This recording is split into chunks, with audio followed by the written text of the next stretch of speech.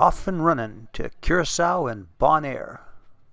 And after 2 really long travel days with multiple airplanes and midnight bus rides, we popped into our hotel in Curacao. We had arrived at night. We didn't see much until we woke up and spotted this beautiful view off our balcony.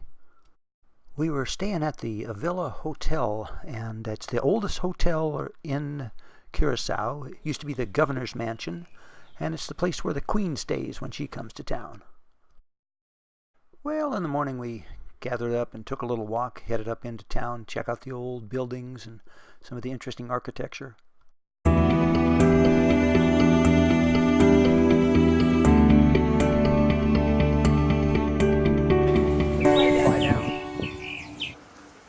Many of these buildings date from the late 1700s, early 1800s.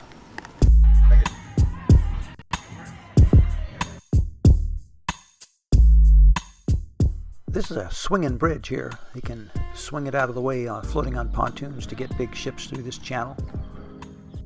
There's the Riff Fort, 1828.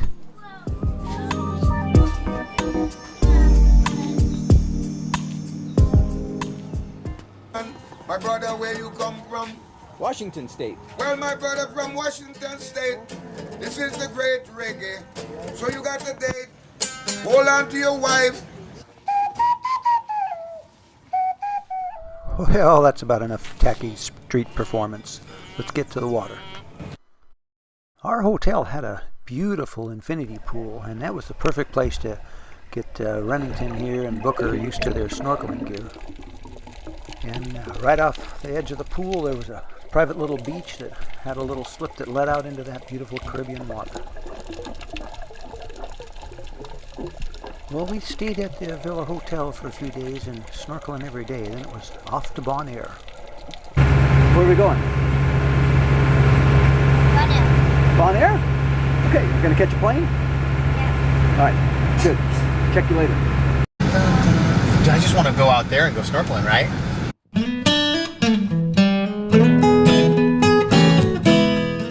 What's his name? Iguana. He's scientific. His scientific name is Iguana.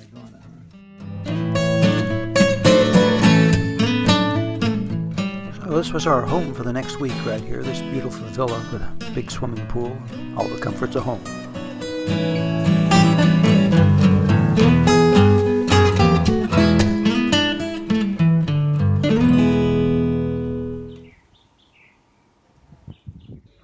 We're just doing a little map recon this morning. Plan of the day here. Yeah, what do we got? Well, we're gonna go grocery shopping, but I believe our morning's gonna start off with a little trip down some of these back roads to look for access to a snorkeling spot where one of these 2 little fun little snorkel masks are at the Andrea 1 or Andrea 2. So we picked Andrea 1 to start our Bonaire snorkeling adventure. All the beaches on Bonaire were just very sparsely populated. Most of the time we had the whole beach to ourselves. And the nice thing about snorkeling with Booker and Travis is it's like swimming with a couple of scientific research assistants. They've been studying their tropical fish. This guy here is a parrotfish, by the way. And if there was something they didn't know what it was, the next day they had an answer by looking it up on the internet.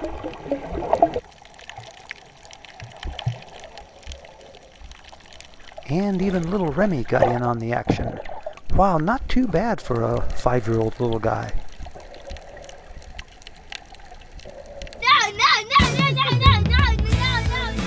Oh my goodness, if you ever go to Bonaire, you gotta buy a bag of carrots and go to the donkey sanctuary. 700 donkeys in this enclosure. You can drive right up to them. If they want to get in your car, they're the nicest, most gentle little guys you'd ever seen. Baby donkey. 6 days old. All right, here we go. New day, new adventure. We're heading up to the Washington Slagby National Park. This place is harsh desert with cactus and thorny bushes everywhere. We did get out for a little walk, but man, it's hot and sticky, so if you step off this trail, you're gonna get skewered by these guys. Well, coming at you, right over here from the right. Oh yeah, look at those guys. Those aren't sharks, those are something else. But oh man. That's pretty fun. Yeah, without a doubt, the highlight of this trip up to the national park was a little hike down to Waiaka Beach and some snorkeling. When you think of beautiful Caribbean beaches, this is the one that comes to my mind.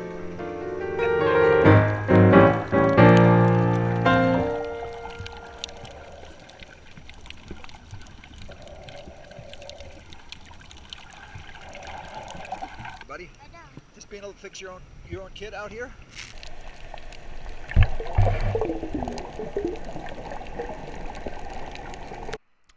Well, the next day we intended to go snorkeling out at Sorbonne Beach, but it was really, really windy. In fact, this whole east side of the south end of the island is just a big old storm surge. So after a quick trip to the Sea Turtle Conservation Headquarters, we learned that this Carpata Beach might be the best place to spot turtles in the water. And sure enough, we found them.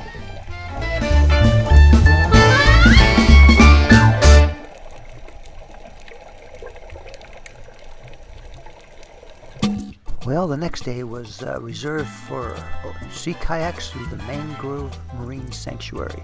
This place was awesome. This nice lady is named Kim. She was our naturalist that guided our trip. We learned so much about mangroves and all kinds of little creatures and how the mangroves filter the silty water before it gets into the sea. Really interesting stuff. And on top of all that, we actually had a chance to snorkel through these mangrove channels. It was very structured, no fins. You're supposed to float with your ankles crossed and not stir up any silt. And then you could see underneath the mangrove roots big fish and all kinds of cool stuff going on down there.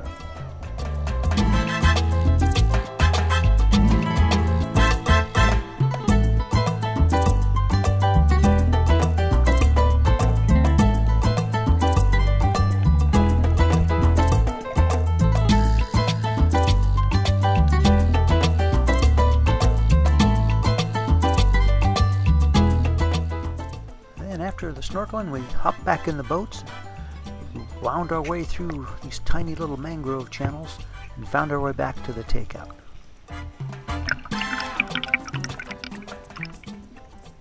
And the next day, we were headed back to the airport to fly back to Curacao. This place was called Jancock Lodge, and it was up out of town on a mountaintop, and just hot as can be up there.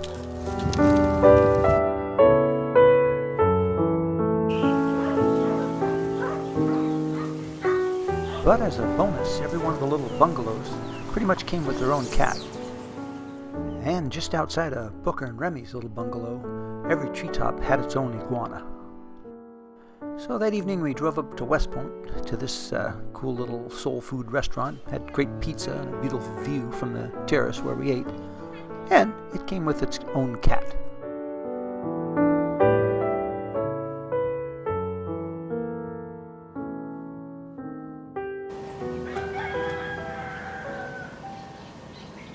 Well, the next day found us driving back down into the main city of Williamstad, going to the Sea Aquarium and checking out all the cool stuff that was going on there.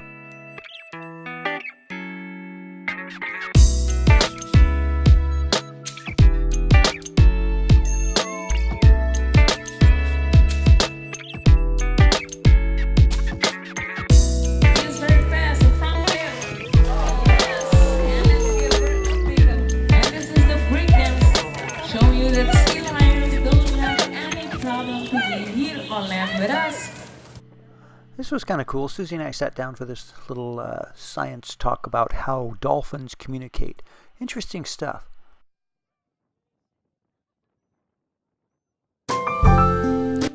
And next up was a visit to the Curacao distillery, and got a chance to walk through the warehouse and sort of follow the history of how these islands came to be populated.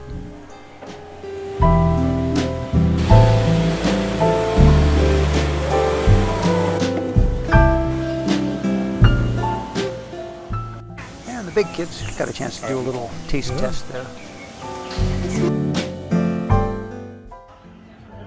Remy, what kind of cheese is that? Parmesan. Okay, cool.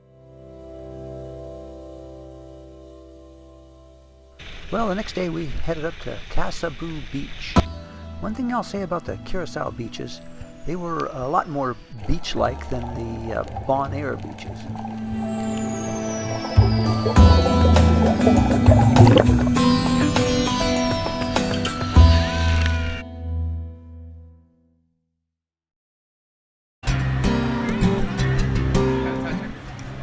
Yeah, we had an interesting little adventure one day to the old market, as well as the floating market.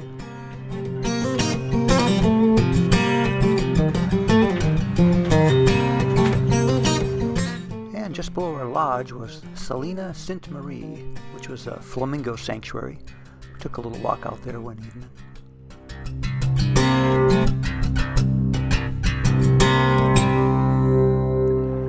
Oh yeah, Diabui Bay. Don't you just love that name? This was our last beach frolic of the trip, so we tried to make the most of this. It was a really great place. That right there is a spotted trunkfish. Thanks for the info, Booker. That's right. Okay, go.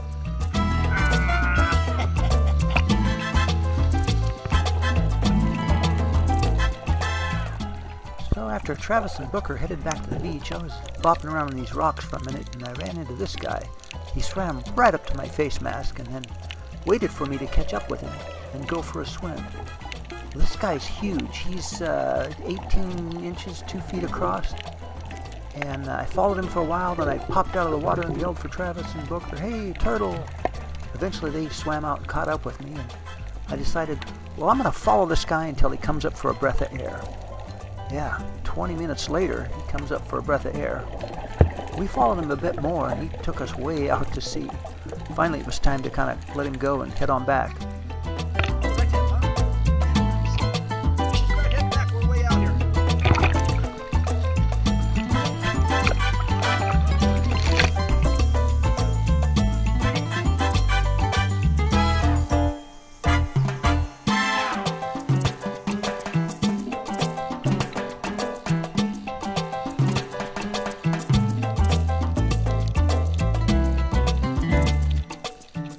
Before we left, I had one more little snorkeling trip with my beautiful bride. Well, other than a 27-hour travel day crossing 4 time zones, that's about it for this trip. Thanks for watching. We'll see you next time.